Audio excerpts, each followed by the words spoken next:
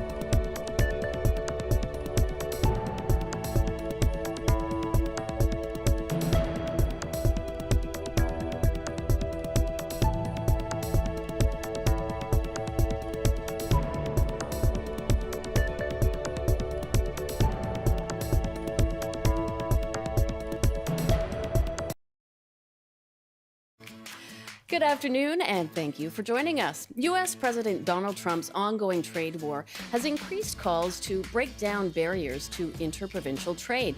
But is it really the economic answer for Canada?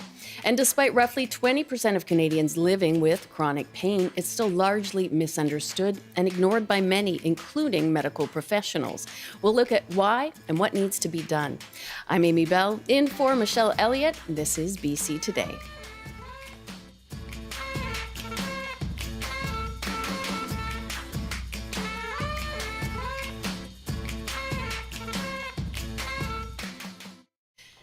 And thank you for joining us on radio, TV, and live stream. You can call us now on our top story.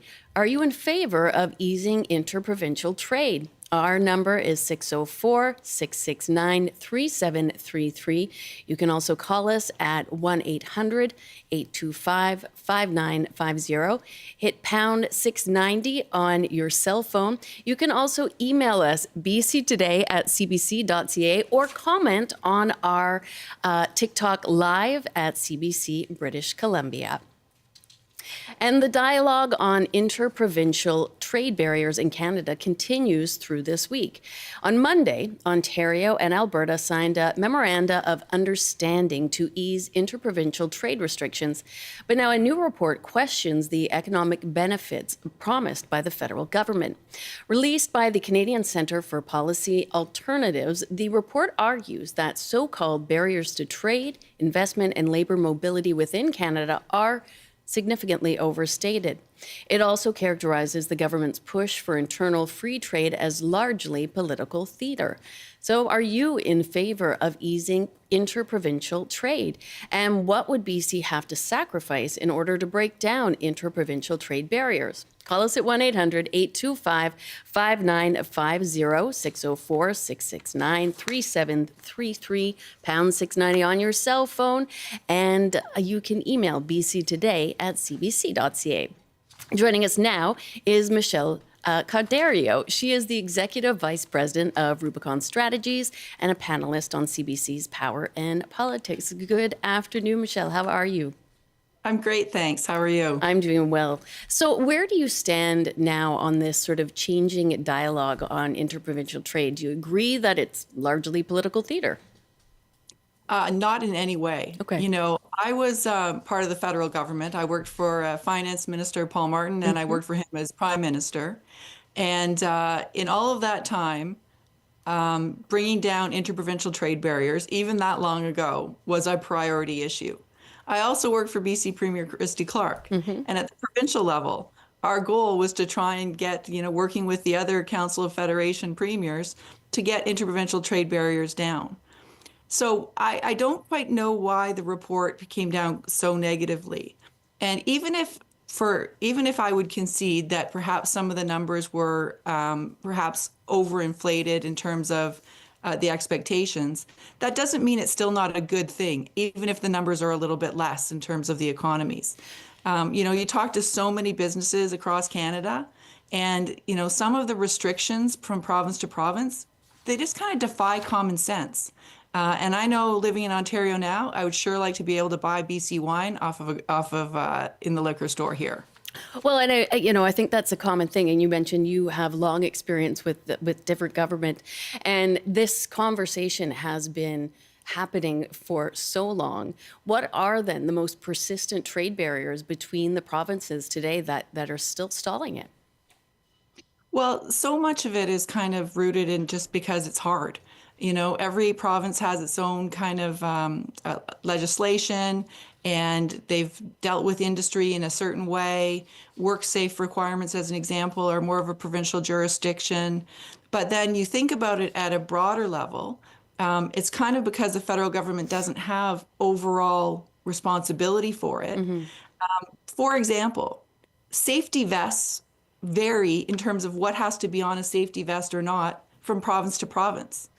Well, why would that be? So a company who actually works in more than one province has to actually have different kinds of safety vests depending on where they're doing their activities. Okay. It's some of those kinds of things that kind of defy logic as to, well, why wouldn't you get rid of that? And then kind of maybe at the end, there are more substantial and substantive issues that need to be negotiated between the provinces. But it's kind of getting rid of all the excess. And so that true free mobility of labor, which everyone agrees would absolutely help the Canadian bottom line, would be able to be accessed. And I mentioned off the top that obviously Ontario and Alberta just signed a memoranda of understanding yesterday where they've agreed to work towards building fresh pipelines and railways. Where can you see this sort of leading Canada on the path of again, removing those interprovincial barriers and then perhaps being less reliant on the U.S. as a trading partner? Well, exactly. Like, if you think about it, why on earth is it easier, well, pre-Donald Trump, to trade with the United States for Canadian businesses than it is to trade interprovincially? You know, that doesn't quite make sense. Why can't you buy BC wine in Ontario or Ontario wine in BC? Why aren't we building up the Canadian kind of wine industry? Now, there's lots of reasons in the past, because some industries are emerging and so they need some extra support and that kind of thing, and you want them to flourish and grow. But once they kind of get to a certain level where they are doing well, then you need to have access to other markets. And for so long, the US has been that extra market to go to first rather than the rest of Canada. And so I think that's why this opportunity of trading amongst ourselves does leave us less reliant on the U.S., at least in part. So in a sense, as many difficulties as we have with the Trump administration, and that might be a bit of an understatement, I realize, but this could be sort of us on the precipice of, regardless who is in power on the U.S., we don't need them as much as we have historically. Well, it won't insulate us completely, but it certainly gives us a leg up. And it's not a loss as to, that $200 billion, I think, is what they've been kind of talking about or batting around. But even if the number is half of that, that is still a lot of benefit for Canadian businesses and for Canadian families. And so, and to be honest, that's why, provinces have been working so hard to try and figure this out. But it was in the past maybe just too easy to fall back on past patterns and to kind of be protective and not want to kind of shake up a little bit the status quo. But Donald Trump has totally thrown everything to the winds, right? Like, we are very vulnerable right now, and we need to do everything we can to strengthen that overall Canadian economy. Michele, I do want to take a call that we've had come in from our audience from Andre in Victoria. Hello, Andre. How are you?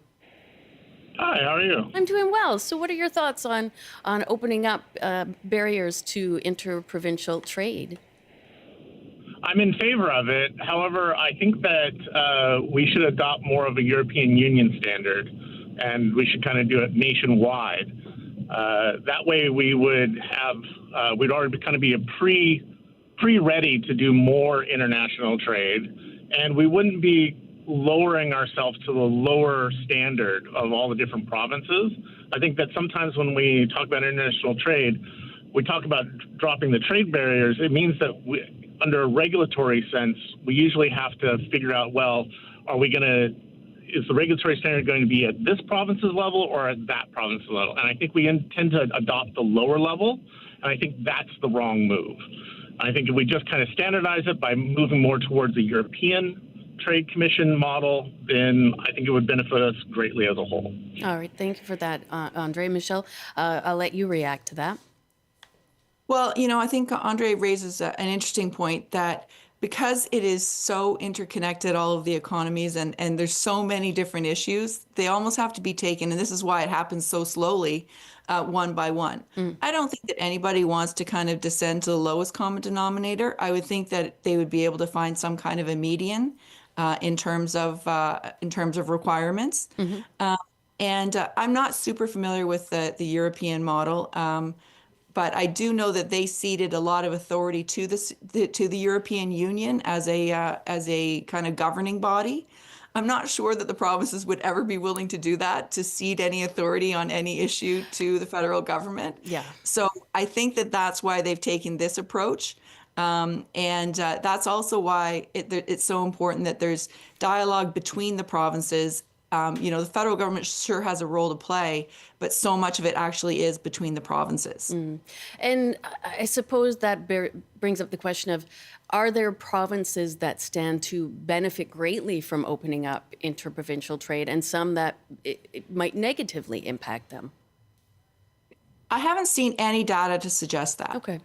I think that there's different industries and different regions that are more worried about a certain sector than another. It might be like an emerging industry than a more ripened one. And I'll go back to wine. 15 years ago, the BC wine industry was just kind of emerging and evolving, whereas the Ontario wine sector was much more mature. Yeah. And so at that time, it might have been a little bit more uneven. But today, it's much more even footing. Thinking to sort of here on the West Coast, Prime Minister Mark Carney told the Calgary Herald last week that a northern bitumen oil pipeline from Alberta to BC's North Coast is highly likely. Our Premier, David Eby, has also warmed to the idea recently, as long as it's privately backed, he has stated. Premier Daniel Smith's idea of a crude oil pipeline running from Alberta to BC's North Coast has just been a thought these past months, but that conversation obviously continues as a hot topic among politicians. So how do you see this kind of project advancing in the future? And I suppose especially given the pushbacks to Bill C5 federally and Bill 15 here in BC, which gives the government power to sort of push through projects without the usual consultations. Well, I think that, first of all, you need to have a proponent for a project for it to actually be considered, right? And right now, everyone's talking in the hypothetical. Yeah. And so it's going to be really important to see, who's putting the money in, what are they actually suggesting, timelines, and all of that. Bill C5 doesn't say that there's no consultation in any way. What it says is that there will be, projects of national interest, that there's only one assessment, that it's a joint assessment, that there aren't, that they, a project proponent wouldn't have to go through, in this case, an Alberta assessment, a BC assessment, and a federal assessment. Okay. Instead, they would only have to do it through one assessment office. All right. So that doesn't mean that it's going to be any less rigorous. It just means that it's more organized and it's more and it's less confusing for the proponent and for everybody involved, because everybody's agreed to a single process instead of having to do it 3 times. And that, of course, speeds up the process and allows these projects to come to fruition.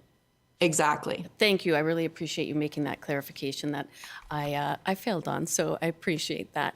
We did get an email that came in from Terry, and Terry writes, "One barrier to interprovincial trade I'd like to maintain is electricity sharing. BC's electricity with Alberta and Saskatchewan will remain in higher rates for British Columbians, while taking the pressure off Smith and Moe to develop renewables in their own provinces. Our parents paid for BC's great power infrastructure. We should not have to share that legacy with climate change shirkers." That's from Terry and Enderby. What do you make of that, Michele? Well, what I would say is that we do export electricity to the United States. Yes. Once again, right? And there has long been ties between Alberta and BC in terms of the electricity grid, in terms of the transmission grid, and so I don't know that it's sharing. It's it's a power pool in Alberta. Where, sometimes they're drawing into BC and sometimes they're sending out to BC. So I don't think that it is quite that straightforward. It's far more complex. What I would say is, as someone who does like clean electricity, I think that the more people who are able to use it seems to be a benefit. And so, again, if we're exporting to U.S., I think that our cousins in Alberta should be, higher priority perhaps than anyone else. But again, it's a market, and the market is playing, and it's quite it's been taking place for quite some time. I'd love people to join our conversation, Michele, and they can reach us here at 1-800-825-5950, 604-669-3733. You can email us bctoday@cbc.ca or comment on our TikTok live stream. We can be found at CBC British Columbia. We're talking about removing barriers to interprovincial trade and whether this will be the great boon that our economy needs and strengthen our position internationally. We did get an email in from Scott, and he writes, "Hi BC Today. Canada's biggest problem isn't just bureaucracy, it's competence. We're buried under layers of outdated rules enforced by people who don't understand them and aren't empowered to fix them. It's like Kafka's The Castle, a web of confusion where nothing gets done. If we want real reform, whether it's interprovincial trade, housing, or energy, we need to look at places like Singapore, where civil servants have deep expertise and real authority. Competent, experienced public servants can make informed decisions and adapt policy. That's how we move Canada forward." Thank you for that comment, Scott in Burnaby. And he mentioned Singapore, and I was going to ask you, are there systems in place in other areas globally that we can look to sort of see how to set up a system that benefits everyone and has this ease right across the country? Well, I appreciate that Singapore, I don't know the specifics of it. I do know that it's a very small island with very little geography. Yes. And we I are think not that, that. yeah, and not to in any way kind of suggest that what they're doing isn't probably something that we should look at, because I think that empowering people to be able to make decisions within their own area of expertise is something that doesn't necessarily mean geography. I just really do believe that part of the complexity, and this is not to make excuses, part of the complexity of Canada is just our vastness. It is such a large geography that we deal with, and so it kind of takes on a bit of a uniqueness that way. But what Scott seemed to be actually referencing a little bit was what Bill C-5 is actually kind of focused in on as well. Having ease and simplicity for people to be able to even know what the process is that they're about to undertake, right? Have some kind of a understanding about how long it's going to take. Whereas in past, many projects have, taken years, like half a dozen years to even kind of come up with things, and countless kind of potential proponents have backed away because it was just too onerous. And who knows what we've lost in terms of those who didn't even want to, who just looked at kind of the Canadian map and said, I'm not sure that I could navigate my way through all these processes. Right. So sorry, continue. Yeah. No, I was just going to say, so I think I think what the intent behind Bill C-5 is to be one step towards that. It sure sounds like the new Prime Minister is taking a different view of government and being much more transactional and much more focused. But it's a big public service. And so, anything that large in terms of an organization takes some time to change. So, we'll see how he does. All right. We have a call in from James in Spence's Bridge. Hi, James. What are your thoughts on today's topic? Well, I'm kind of broken on whether there should be free trade within Canada. I don't know. I can't decide which way to go, because having free trade destroys local economies. How and so? Local economies are very important, of course. For example, the Quebec cheese industry could suffer if free trade occurs, and so could the BC wine industry, because Ontario is big. It could potentially dominate and harm the BC wine industry. And there's numerous other examples of this. So we have to consider the local economies. All right. Ontario has lots of people. They are strong in manufacturing, and potentially all manufacturing could go to Ontario. Similar to what occurs with free trade with the Americans, more or other countries, more trade goes abroad, more manufacturing goes abroad. Okay. James, I do want to interrupt just because we're nearly running out of time, and I do want to give Michele a chance to respond. Michele, he's worried about the local economies being flooded with the products from other provinces, but if you look at Quebec cheese, does that not open up a whole broader base for them to sell their products to? Yeah, that's my view, is that it does. And, just go on the wine industry. We have, in normal times, California wine, California with 40 million people and a very advanced and mature wine industry, is free to trade into BC and compete with BC wines. And BC wines do exceptionally well, and just because they're on the shelves doesn't mean that British Columbians are forced to buy them. But I would sure rather be opening up our liquor stores to have Ontario wines than to have California wines. That's kind of how I look at it in terms of the trade-offs. And I believe if we can compete with California, our BC wines can compete with Ontario. And so I think that it would benefit us. And I also think that we would grow the market for our wines.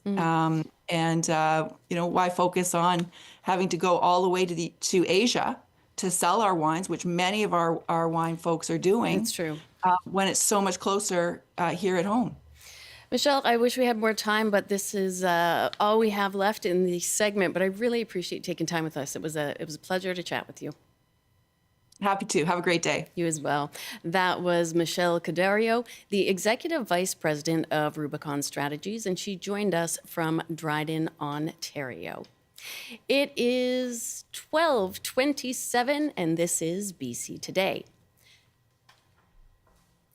So yesterday, we looked at whether Canada's electric vehicle mandate, which requires the number of new EVs sold in Canada to hit 20% by next year, 60% by 2030, and 100% by 2035, was still realistic amidst economic upheaval and lagging sales. And here's what some of you had to say. Jordan wrote, "I think the North American auto industry is to blame for your difficulties in selling electric vehicles. It has spent decades trying to convince us that we need a bigger and better vehicle, and even longer convincing us that an electric car was no good because it couldn't get as far as a tank of gas could. And those two things have combined to make the marketplace think that they need a big battery, large-size vehicle, all contributing to making them unaffordable. They're victims of their own greed." John wrote, "EVs are the future of urban mobility, and demand will be the driving force behind the continuing development of EVs. That development will preclude the uptakes of EVs as appropriate vehicles for rural communities that don't have the infrastructure needed to support them. Prices will come down as demand rises and selection expands to meet the demand. All the post-sale elements such as disposal and recycling will also need to rise." And from Marnie, no matter what the economic or political factors in the question of quota for EVs, one fact remains: winter and extreme cold. I know many people in many provinces and territories who have had to get rid of their EVs because they do not work in extreme cold in southern BC. Or they do not work in extreme cold. Southern BC seems to forget that the majority of the country has real winters. Thank you for those contributions.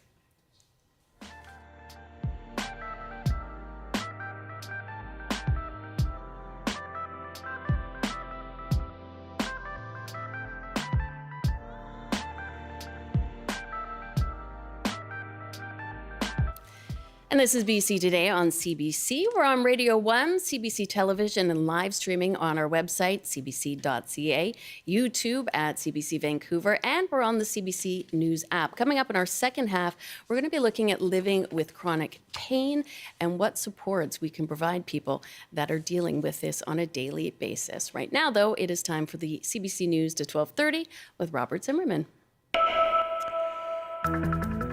Good afternoon. Surrey police have released few details about a police shooting overnight. It happened along 66A Avenue. The Surrey Police Service says an RCMP officer was involved. BC's Police Oversight Agency is investigating. A new report says an endangered killer whale population off the coast is facing a high probability of extinction unless circumstances change.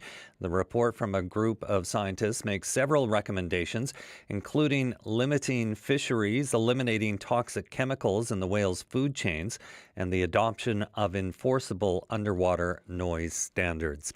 And the provincial government is proposing a ban on non-native and non-domestic cat species. Some big cats such as lions, tigers, and jaguars are already regulated in BC, but other exotic species are not.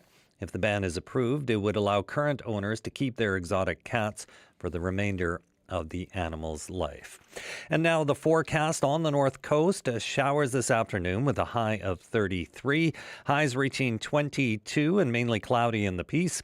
In the central interior, including Prince George, periods of rain with a high of 17. Lots of sunshine in the Kootenays with highs reaching 35. In the southern interior, including Kelowna, some sun and cloud this afternoon with a high of 34.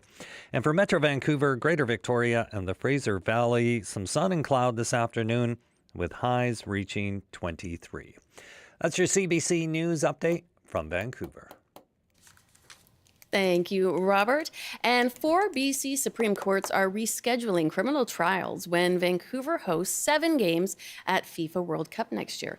The Chief Justice of the BC Supreme Court says the tournament is expected to have significant impacts, such as police resources being redirected to public safety and crowd control, and accommodating out-of-town witnesses in hotels would also prove to be a challenge due to room shortages. Steve Cooner is the BC Conservatives' attorney general critic, and the early edition host Stephen Quinn spoke to him about his opposition to the move. And is there really anything that can be done about that? If you decide you're going to host an event like this, do you not have to deal with a certain amount of disruption?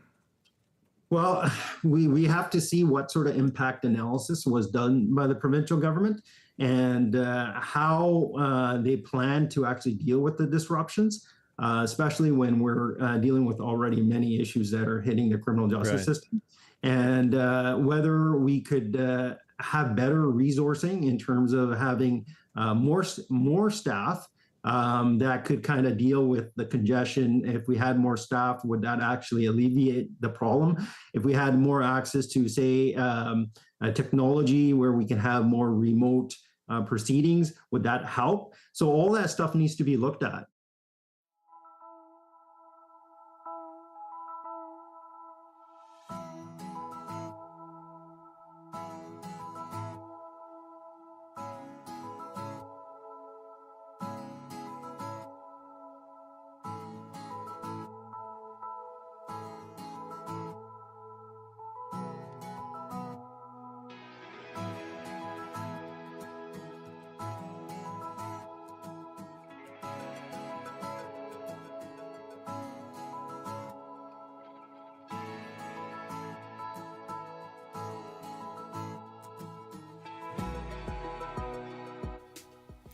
One in 5 Canadians live with chronic pain, an often invisible condition advocates say is still widely misunderstood, not just by the public, but even by doctors and nurses.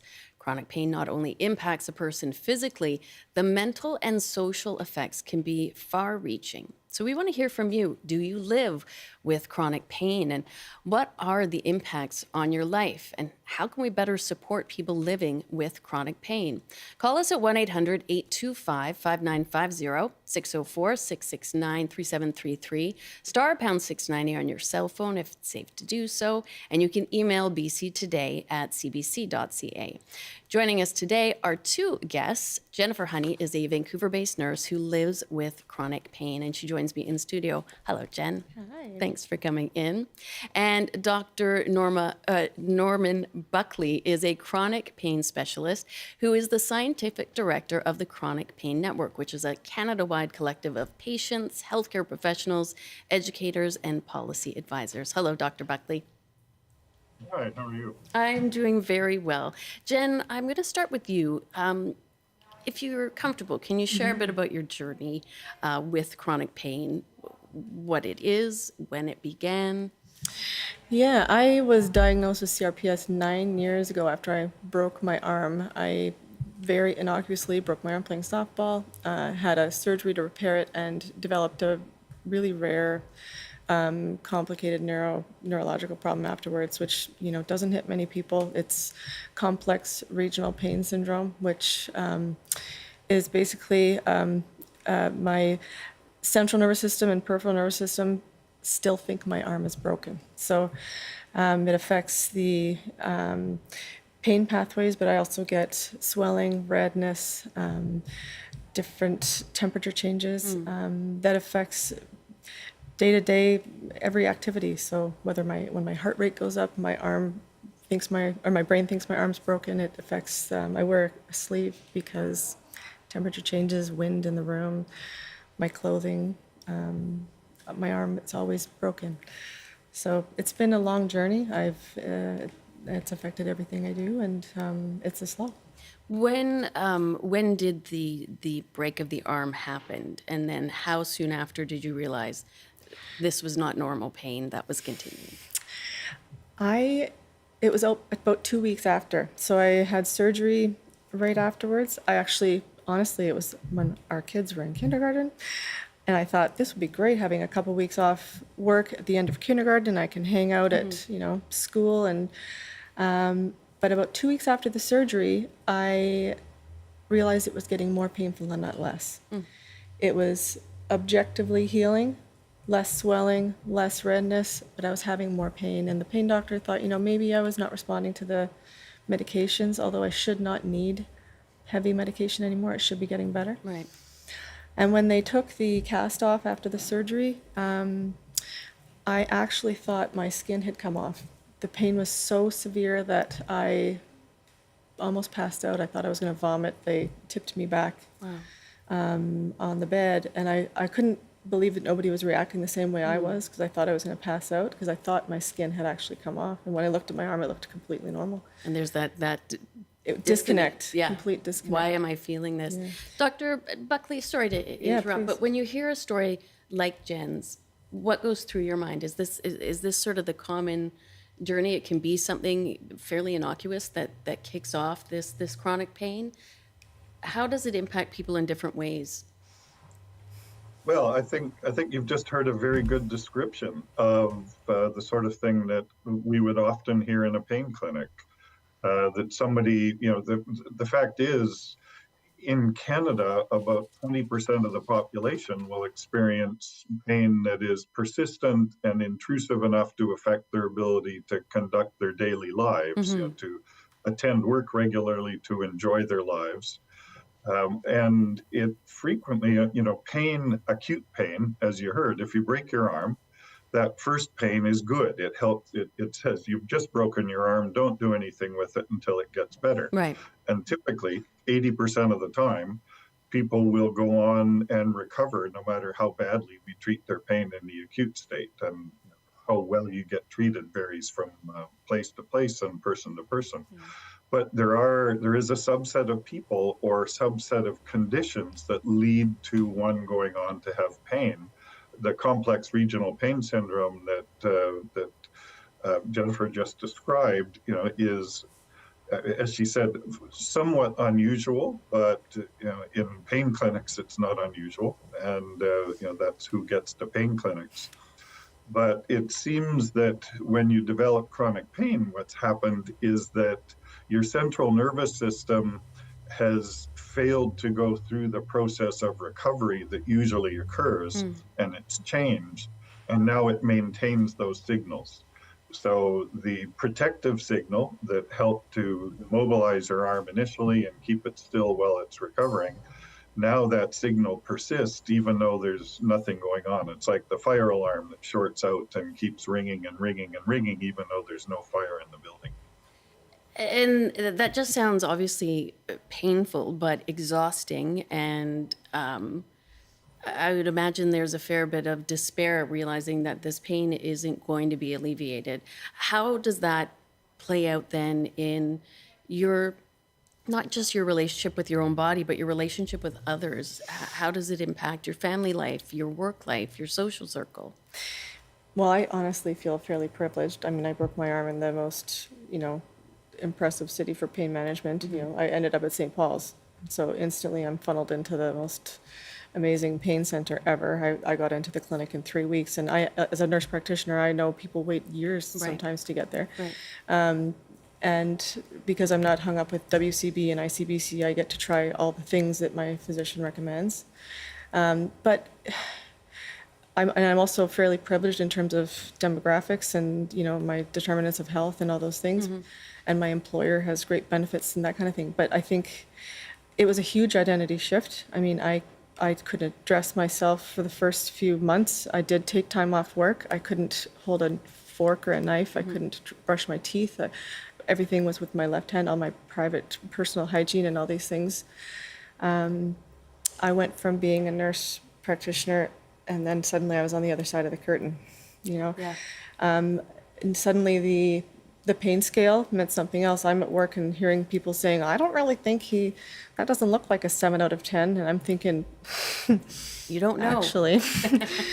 But I do think it's over time made me a more grounded person. You know, I used to take out my stress by kickboxing and running and, you know, hiking and biking. And now I actually have to take a deep breath, because that's how you set off the parasympathetic nervous system, right? You undo the fight or flight. You stop getting chased by a tiger by taking a deep breath and doing yoga, and it actually works. It does. It does have its benefits. And Dr. Buckley, I can see you nodding, you know, when she's talking about how it's just that big shift that suddenly she's on the other side of that medical relationship, and she's reinterpreting when people say they're in pain.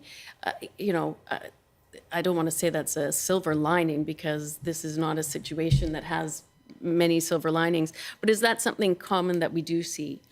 People struggling with that identity shift. Oh, very much so. And you know, you've just identified many of the factors that contribute to chronic pain irreparably damaging people's lives. You know, the failure of people around you to recognize that even though your arm looks intact, it can feel as if it's on fire, or you know, burning, sweating, stinging, electricity, et cetera, all of these other descriptors. And if you can just think, for example, to the last time you hammered your hand with a hammer by mistake, that first feeling, in fact, Jennifer described it, when she felt nauseated. If you imagine that level of intrusion into your senses persisting indefinitely, you know, how do you maintain a sensible conversation? As you know, if you're a nurse, you go to assess a patient, and all you can think about is the fact that your arm is burning. You know, so those things break down those work relationships. If you can't continue at your work, after a few years, you will, you know, quite literally, well, it varies from province to province, but if you can't return to work within 2 years, then your employer is no longer obliged to hold your job open. So then you have to go on some sort of disability support. Disability is never as great as it sounds in theory. You never make as much money as you did when you worked. And there's all of the aggravation of having to prove that you are in fact disabled. And that's harder with, as you described it early on, the invisible problem of chronic pain, much like mental health disorders, because you're not missing a limb. Nobody believes that it's there. You know, it's like, well, I have real back pain, but I'm a little suspicious of Billy down the line who keeps taking time off, right? Everyone else's pain is suspect, but mine is real. Yeah. Jen? Or the constant unsolicited advice of, have you tried? Right. Have you tried There's this? great acupuncturists, and there are great acupuncturists. There are, yeah. This diet. This diet. We'll take a call now. These gummies. These gummies. Hear that one a lot lately. From Maurice in Vancouver. Hi, Maurice. Hello. Hi. And what are your thoughts on living with chronic pain? I think in my case, I had like 2 issues. I injured my left foot, and I have Baxter neuropathy, and that does not cure. I have to wear an EVO brace for that. And then the second thing was I had prostate surgery. I had an enlarged prostate, so the urologist poured out 70% of it, and I'm in pain from that. So I have to take Cialis or Viagra just to relax the prostate. So that's my chronic pain is from that surgery. And I remember when after the urologist saw me afterwards, and he said, "Well, just take a leave for that." But I take Cialis and Viagra. But the problem is the government won't pay for the Cialis. Like 4 tablets of that is $90. Right. I got to ask my doctor about that. But that's my chronic pain is in there. Well, Maurice, I'm so sorry for that experience. And Jen, you had mentioned, you are in a place where you've had access to great care, and you are in the medical field, and perhaps know more people that can help diagnose you and alleviate the pain. But Dr. Buckley, this is something I would imagine as we talked about, getting access to the proper medications, being able to access that proper amount of care after you are in such pain varies across the country and within each province. Well, very much so. And that's, so the Chronic Pain Network has been in operation for about 10 years now. Its initial focus was on supporting research, but also engaging patients in research, because that really has an impact on what research you pursue. We now focus on what's described as knowledge mobilization, or pushing the knowledge out into where it can have an effect.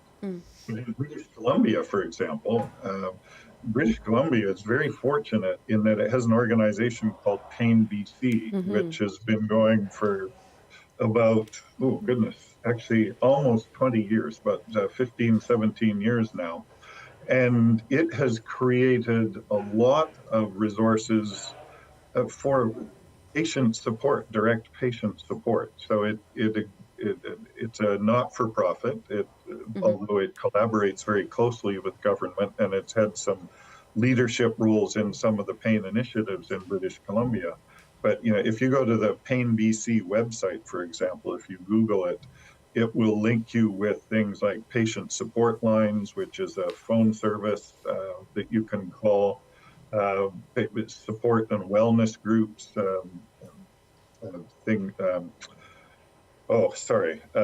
peer support groups. I knew I had a real word. Health coaching. There are some programs of information called Live Plan B or Live Plan B Plus, which are both libraries and online programs. Some programs directed at adolescents. But also they've translated these into multiple languages, and in fact have worked closely with Indigenous communities. And the multiple languages and the Indigenous communities work are really important, because those are areas where access is a big deal. If you think that sort of being middle class, employed, professional, probably Caucasian, is incredibly valuable in getting access to some of these things. If you imagine not being any of those things, and perhaps living in an isolated area where there aren't services, or not having a regular family physician, things like that. Yeah, or not having a support network that you can access through friends and family to be able to access that. I do want to take... So Pain BC, I really can't say enough, and they've actually taken on a leadership role nationally by supporting something called Pain Canada, which came out of the Health Canada's Action Plan for Pain in Canada, which is the national strategic plan to address all of these issues in Canada. Oh, that's wonderful. I do want to get another call in that we have from Bruce in Cowichan Valley. Hi, Bruce. Hello there. How are you? Not bad. So what is your experience with this topic? Well, I don't have particularly bad issues myself, but I wanted to tell you a little story about my mom. After my dad died, we got her into an independent living place. They had, meals and housekeeping and social activities. But she had bone-on-bone pain in her right shoulder, and her right arm is her, power arm, shall we say.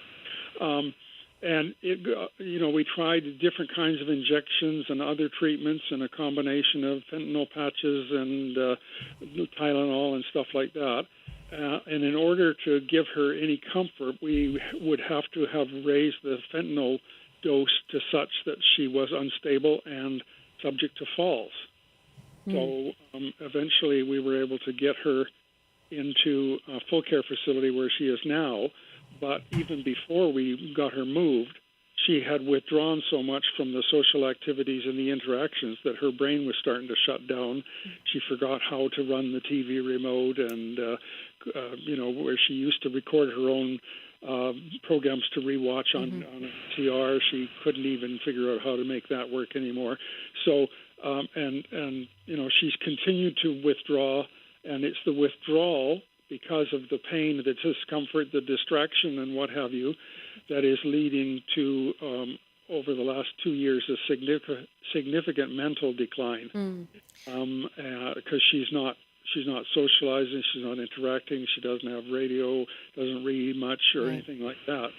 So I'm a little worried about how the system, considering how many people you probably have listening to you right now with chronic pain, who are also going to go through that sequence of events and need full support later in life that they can't even anticipate maybe right now. But gosh, if you are suffering, like the doctor was just saying, what's to keep you active? What's to keep you,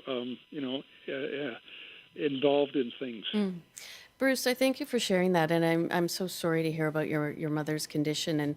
And Jen, hearing a call like that must be difficult, because I imagine you do think about the future. What is it like to know that you may live with this pain for the rest of your life? Oh man, I think of it all the time.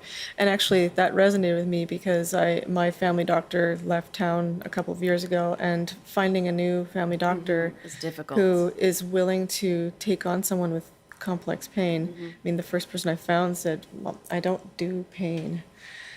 I just don't do pain. I thought, what do you mean you don't do pain? Seems odd for a doctor. And I can see this is complex pain. I have a lot of specialists and a lot of procedures and things happening, but I also have a team involved, and I think everybody has pain. It seems like an entry-level practice for family practice to take on certain things, and this would be one of them. But I think of people without medical literacy, people without, other levels of care that need full, whole care and need to have that. And don't, when you're in a lot of pain, you don't necessarily have the capacity to do the deep dive into finding all these things, and you need somebody to be able to navigate that with you. So, I mean, I'm at the point where you just got to take it day by day, figure it out. And day by day, I would think is sort of one of the coping mechanisms. But Dr. Buckley, what would you say to people in the medical profession? In terms of, I would think if I went to a doctor and said, I have an ongoing eye issue with a team of ophthalmologists, he wouldn't say, I don't do that. But to be able to say, I don't deal with pain, that seems to me, an odd distinction to make. Do we need to really make sure that medical professionals are grasping what chronic pain is? What I think one of the issues there is that chronic pain, you identified at the beginning, it's complex. Yeah. It may start out as a relatively simple, we talk about it as a biopsychosocial model. It starts out as some sort of injury or illness, and then for whatever reason, it persists and it leads to changes. You just heard them, changes in mentation over time, the constant nagging of the pain makes it hard to concentrate. You may lose mental capabilities that you had. You become socially withdrawn, further aggravating that. And on the social level, you may lose a job, you may have reduced income, you may not be able to pursue, your acupuncturist or your gummies or whatever that may be beneficial because you don't have the funds to do it. So these things get complex, and a lot of times the way a primary care practitioner will try to manage the stresses and strains of their own life is to focus on areas where they feel they have some expertise and they can they can provide good value in the context of the healthcare system they're working in. I know I've been reading in the newspapers about British Columbia reorganizing the way it supports and pays its primary care practitioners. In part, that is to try to encourage them to manage complex patients. You know, there's some funny vagaries about the payment system in Ontario where a primary care practitioner, if somebody's booked with a single complaint, they can't add on another 20 minutes to deliver additional care if the patient says, oh, and by the way, I have chronic pain. Right. They say, well, sorry, you booked for your blood pressure today. You know, that's what I have to do. We'll have to make a different time for the blood pressure. And even with special codes to allow for complexity, it takes a lot of time and energy to manage a difficult problem. And then the opioid crisis made it a nightmare. Exactly. Because you know, you heard from your call-in a moment ago that the fentanyl patch was helpful for the pain standpoint. It has some other side effects. So, you know, that patient was fortunate in some ways because the opioid was helpful for the pain problem. It isn't always, but it does have side effects. But then when primary care practitioners are asked to prescribe opioids, there's a huge social stigma for them. You know, are they going to become the narcotic doctor in their province or their town or their city or whatever? And you know, the colleges and the public press have dealt with the issue of opioid prescribing perhaps not in an optimal fashion, and some physicians are quite frightened about prescribing opioids, and they link chronic pain with opioid prescribing. So it's really complicated and messy. I can imagine. We're just about out of time, but I want to give Jen a chance. You were nodding there. Well, I was just going to also say, I also wonder if family doctors or DPs are fixers, and sometimes when you can't just fix this, it's difficult to want to get involved. Much more difficult to be dealing with it. We also did get in a few TikTok comments. One says, yes, I live with chronic pain from fibromyalgia. Another says, I have pain every day and a fibro warrior here, and some days are tough. That is all the time we have for our show. Thank you so much for calling and emailing us.